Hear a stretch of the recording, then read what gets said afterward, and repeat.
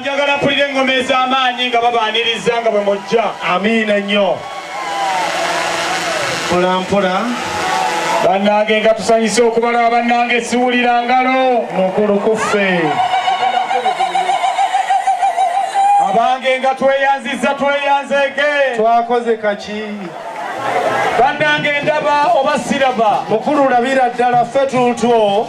Kiki kino ekituuse ewaffe? Kubanga Nazzikuno ssebo kitanga omusajja omuganda nga ffe. Bannange mukuliko eyeebakka. Mukulu tuviiriddeyo ddala ebyo bye. Tulese bakola ki? Tulese basengejja nga n'okuleeta batuwaddeko ogwaffe. Bwe babanga abeebakka basengejje. Weewaawo ssebo. Abagenda okunywa fatuli eno tukube engalo ez'amaanyi n'akaluulu.